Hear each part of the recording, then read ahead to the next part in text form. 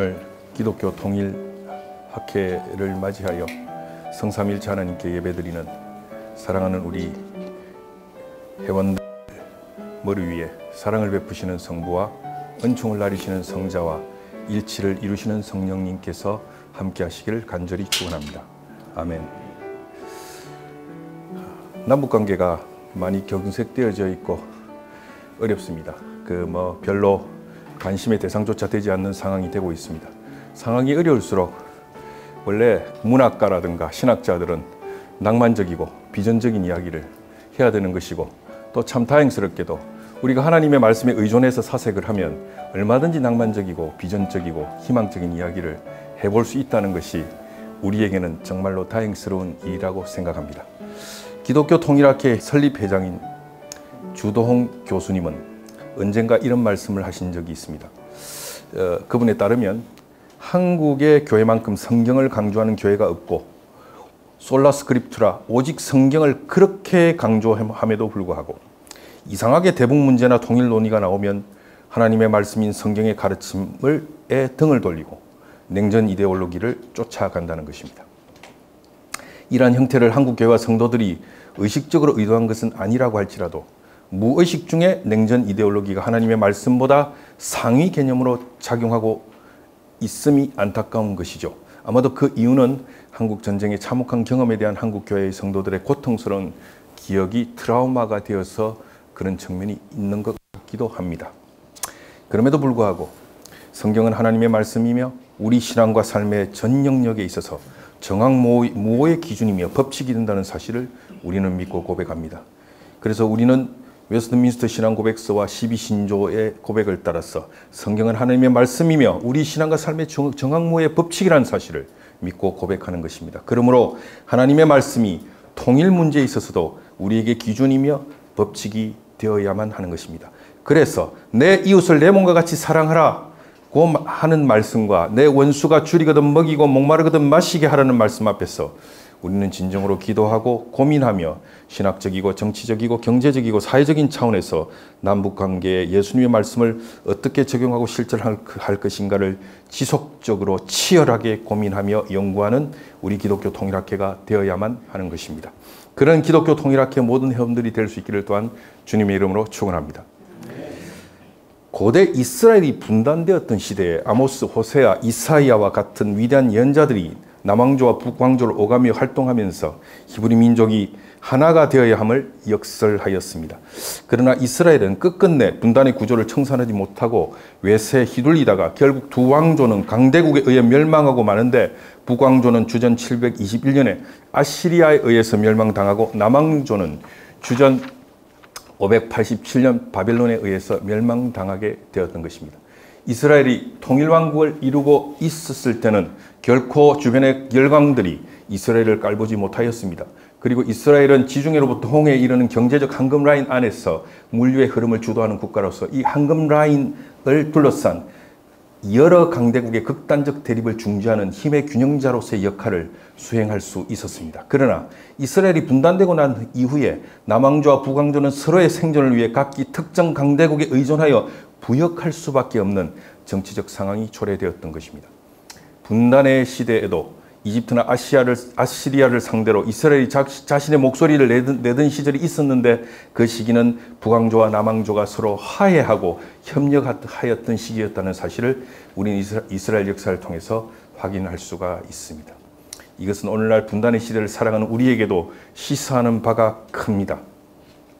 남북이 서로 화해하고 협력하면 미국이나 중국이나 일본이나 러시아 아니 어떤 강대국도 우리를 함부로 대하지 못할 것입니다. 왜냐하면 한반도는 해양 세력의 대륙 진출에 있어서도 교두보가 되면서 역으로 대륙 세력의 해양 진출에 있어서도 교두보가 되므로 모든 물류 소통의 길목이 되기 때문입니다. 그러므로 남과 북이 서로 화해하고 하나가 되면 우리가 살고 있는 이 한반도는 세계 물류의 허브가 될 수 있을 뿐만 아니라 미국, 중국, 러시아, 일본으로 대변되는 4대 강대국의 힘의 충돌을 완충하고 중재하는 그 균형의 축이 될 수 있는 것입니다. 그러나 남북이 서로 물고 뜯고 싸우면 남북 양자는 생존을 위하여 4대 강국의 눈치를 보며 그들에게 굴신하며 빌부터 생존을 연명하는 불행한 일이 일어날 수밖에 없는 것입니다. 우리는 우선 역대기하 28장 9절로 15절을 통해서 하나님께서 기뻐하신 남북관계가 어떤 것인지에 대해서 간략하게 살펴보고자 합니다. 역대기하 28장 9절로 15절은 이렇게 되어져 있습니다. 제가 사역한 본문이 이렇습니다. 오뎃이라는 여호와의 선지자가 있었다. 그는 사마리아로 개선한 군대를 나가 맞으며 말하였다. 너희 선조들의 하나님 여호와께서 유다 백성의 일을 노여워하시어 그들을 너희 손에 붙이셨다. 그리하여 너희는 하늘에 닿도록 분노를 터뜨리며 그들을 죽였다. 그리고 이제 너희는 유다인들과 예루살렘 시민들을 남자 여자 할 것 없이 종으로 부려먹을 생각을 하는구나. 너희는 너희 하나님 여호와께 범죄하지 않은 줄 아느냐. 이제 내 말을 들으라. 너희가 사로잡아 온 너희 종들을 다시 고향으로 돌려보내라. 여호와께서 너희가 한 일을 크게 노여워하시리라. 12절 에브라임 백성의 어른들 가운데 요한한 아들 아지리야, 무슬레못의 아들 베레기야, 살룸의 아들 여히스키야, 아들라이의 아들 아마사가 개선하는 군인들을 가로막으며 말하였다. 이 포로들을 데리고 들어올 수 없다. 이것은 여호와께 죄가 되는 일이다. 그렇지 않아도 죄가 많아 그의 진노가 이스라엘에게 떨어질 판인데 못할 일을 한 우리 죄가 아직 부족하다고 생각하느냐. 군인들은 포로들과 전리품들을 장교들과 한 회중 앞에 놓았다. 사람들은 포로들을 돌봐 사람을 지명해서 전리품 가운데 옷을 찾아내어 벌거벗은 사람에게 입혀주고 신을 찾아 신겨줄 뿐만 아니라 먹을 것과 마실 것을 주고 약을 발라주었다. 그럴 수 없는 사람들은 나귀에 태워 종려나무 성읍 여리고에 데려다가 친척들에게 돌려주고 사마리아로 돌아갔다.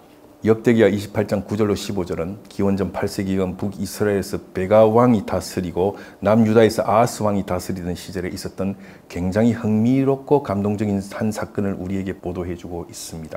당시 남과 북은 서로 전쟁을 하면서 모두 외세를 끌어들였는데 북이스라엘은 시리아를 끌어들여 동맹을 맺었고 남유다는 아시리아를 끌어들여 동맹을 맺고 서로에게 칼과 창을 들이대며 전쟁을 했던 것입니다.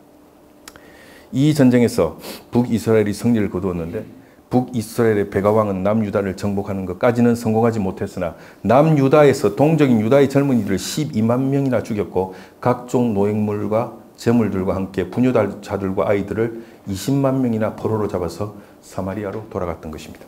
오늘 본문은 바로 북이스라엘의 군대가 사마리아로 개선 행진을 하던 도상에서 일어났던 한 사건을 우리에게 보도해주고 있습니다. 북이스라엘의 연자 오뎃이 개선 행진을 하는 북이스라엘의 군대의 길을 가로막으며 그들을 규탄하는 것입니다. 10절에 보면 너희는 너희 하나님 여호와께 범죄하지 않은 줄 아느냐. 11절 이제 내 말을 똑똑히 들으라. 너희가 사로잡아 온 너희 동족을 다시 고향으로 돌려보내라. 여호와께서 너희가 한 짓을 크게 노여워하시리라.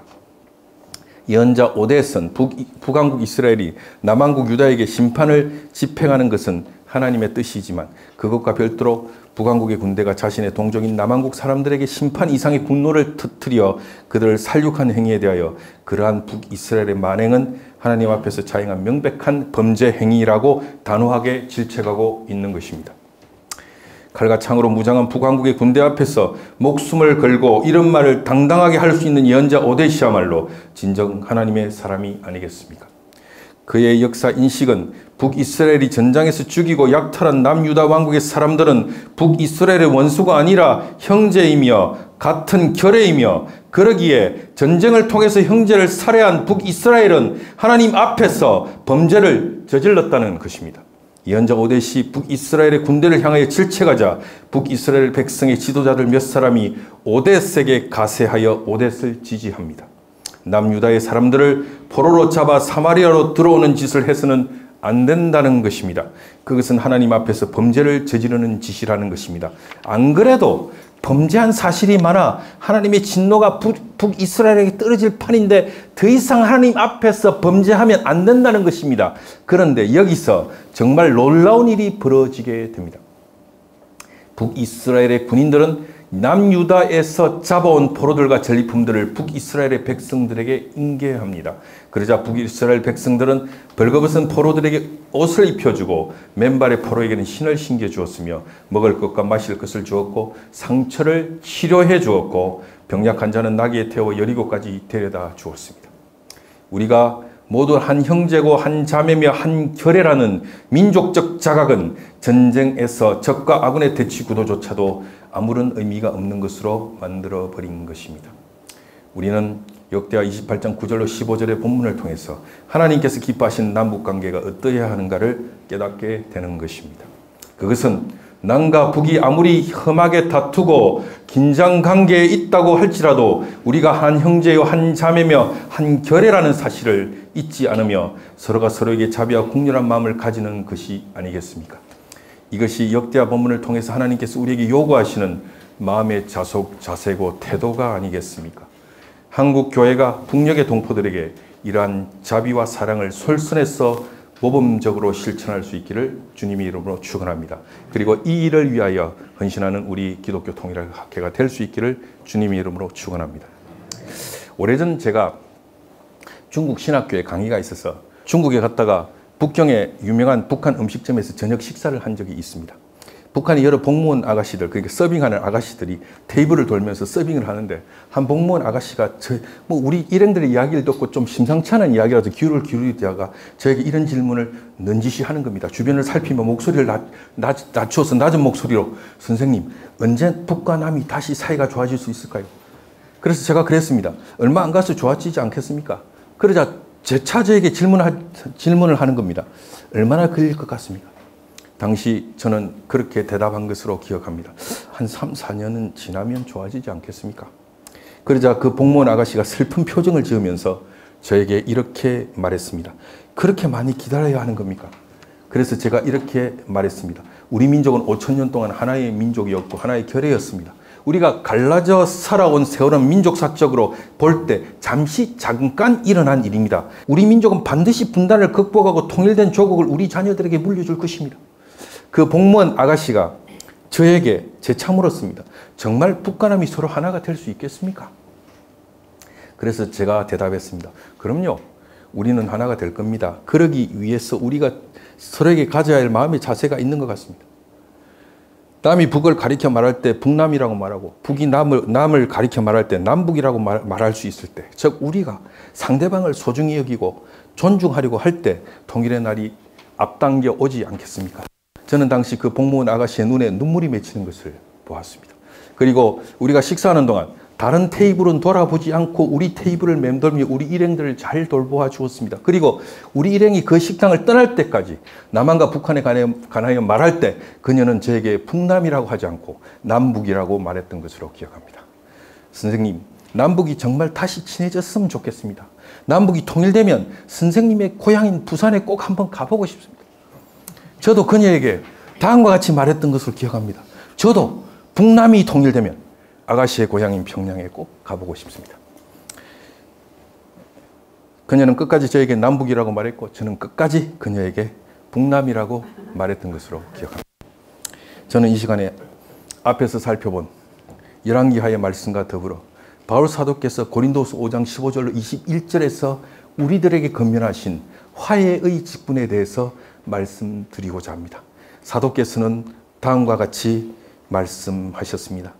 그런데 그리스도께서 모든 사람을 위하여 죽으신 것은 이제부터는 살아있는 사람들이 자기 자신을 위하여 살아가도록 하는 것이 아니라 자기들을 위하여 죽으셨다가 살아나신 그분을 위하여 살아가도록 하려는 것입니다. 그러므로 이제부터 우리는 아무도 육신의 잣대로 알려고 하지 않습니다. 전에는 우리가 육신의 잣대로 그리스도를 알았지만 이제는 그렇지 않습니다. 누구든지 그리스도 안에 있으면 그는 새로운 피조물입니다. 옛것은 지나갔습니다. 보십시오. 새것이 되었습니다. 이 모든 것은 하나님에게서 났습니다. 하나님께서는 그리스도를 내세우셔서 우리를 자기와 화목하게 하시고 또한 우리에게 화목하게 하는 직분을 맡겨주셨습니다. 곧 하나님께서 사람들의 죄가를 따지지 않으시고 화해의 말씀을 우리에게 맡겨주심으로써 세상을 그리스도 안에서 화해하게 하신 것입니다. 여기에서 사도께서 사용하고 계시는 화해, 고린도서 5장 18절로 19절의 화해라는 이 말씀은 헬라어로 카탈라게라는 단어입니다. 이 카탈라게라는 단어의 원래 뜻은 트레이드, 독일말 타우시, 라틴말로 콘메리지움, 교환이라는 뜻입니다. 그래서 카탈라게에 대해서 루트는 그 유명한 하이델베르크 논쟁서에서 이 카탈라게를 출석하면서 원더풀 트레이드, 분드바레 타우시, 놀라운 교환이라고 표현했던 것입니다. 하나님께서 그리스도를 우리에게 보내주셔서 당신 자신과 우리를 교환하셨다는 것입니다. 즉 하나님은 우리와 자신을 자리 바꿈하신 것입니다.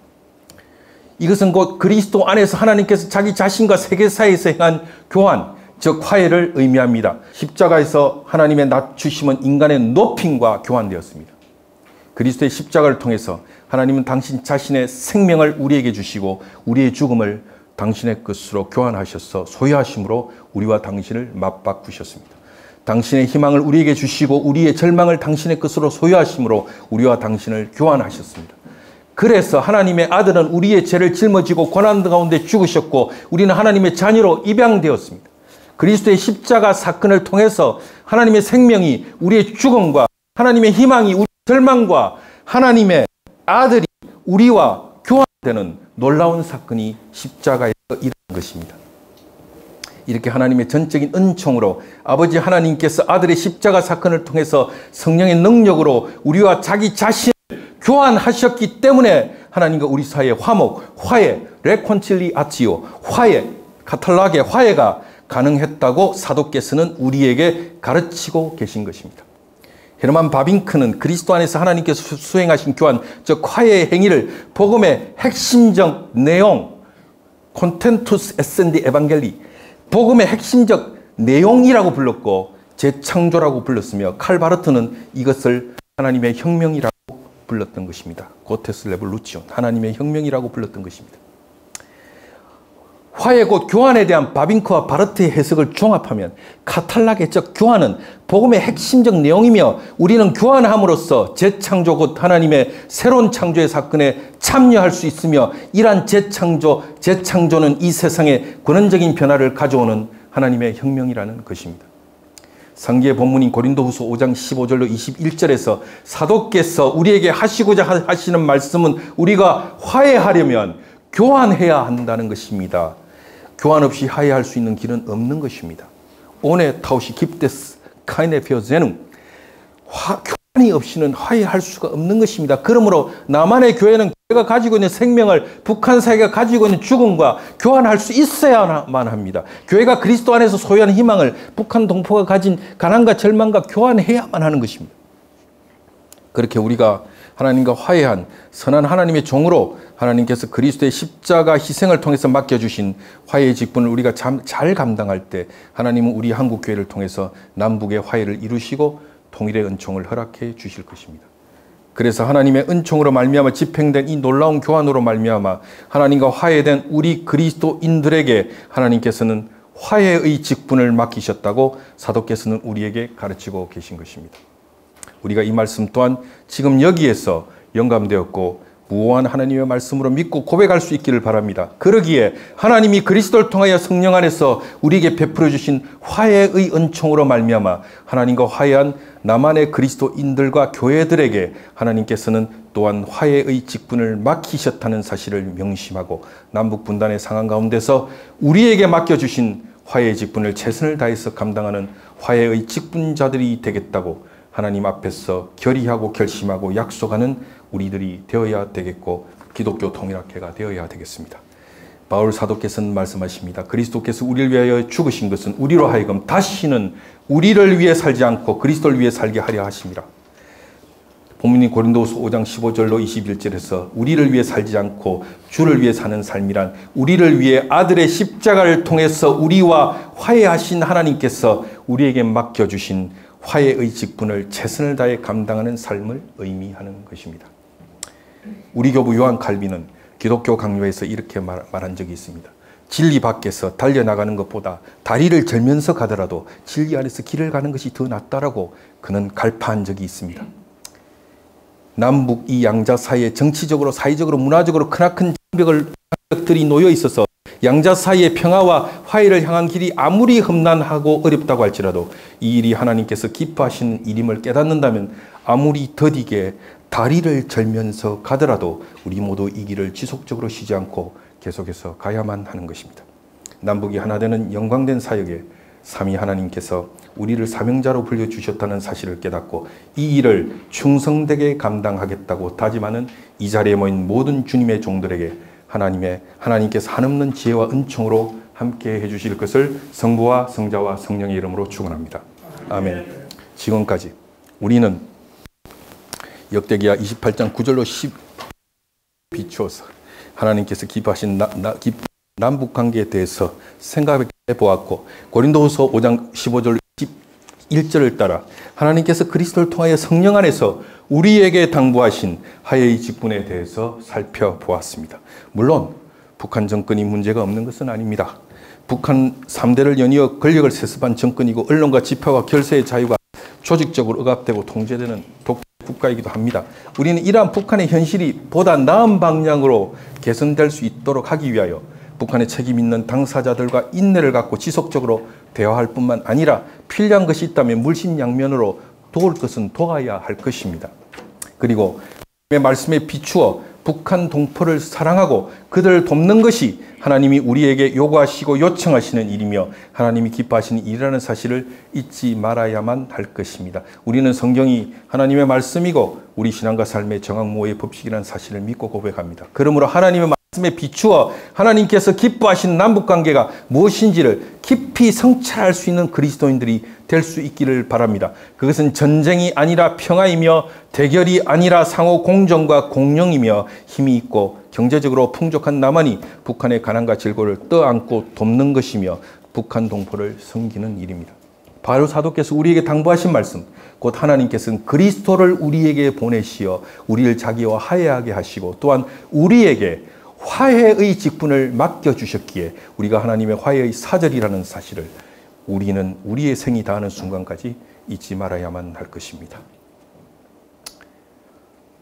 이런 개혁신학적 관점에서 특별 계시에 의존하는 신앙적 사색과 더불어 낭만적인 비전을 우리가 이 경색된 남북관계 속에서 여러분에게 말씀드려 봅니다.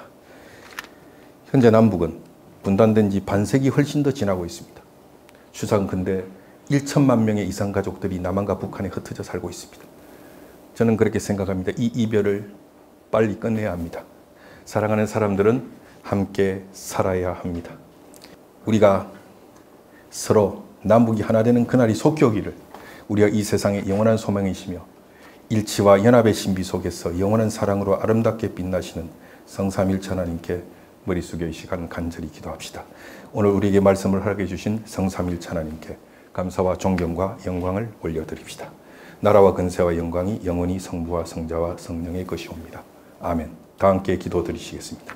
주 예수 그리스도님, 주를 경배하고 찬양합니다. 주님께서는 십자가로 온 세상을 구원하셨나이다. 우리를 위하여 십자가에서 온갖 능욕을 당하셨으니 우리로 하여금 다시는 우리를 위해 살지 않고 주를 위해 살게 하시어 남한과 북한이 분단된 이 안타까운 현실 가운데서 당신의 거룩한 교환의 신비에 참여하는 자들이 되게 하시어 우리로 화해의 사신들이 되게 하옵소서. 아버지여, 아버지가 우리 안에, 우리가 아버지 안에 있는 것 같이 저들도 하나 되어 우리 안에 있게 하사 세상으로 나를 아버지께 보내신 것을 믿게 하옵소서. 그러므로 성부, 성자, 성령 삼위가 일체이신 하나님, 창세전부터 영원까지 영원한 사귐 가운데 온전히 하나이신 성삼위께 간구하오니 저희 결례와 민족도 당신의 거룩한 성품에 참여하여 하나 되게 하옵소서. 성부와 성령과 함께 일체의 신비 속에서 아름답게 빛나시는 성부의 독생성자 우리 구주 예수 그리스도의 이름으로 저희가 감사드리며 기도드리옵나이다. 아멘. 이제는 우리 주 예수 그리스도의 은혜와 아버지의 하나님의 사랑과 성령의 교통하심이 이 자리에 모인 모든 이들의 머리 위에 함께 하시기를 간절히 축원하옵나이다. 아멘.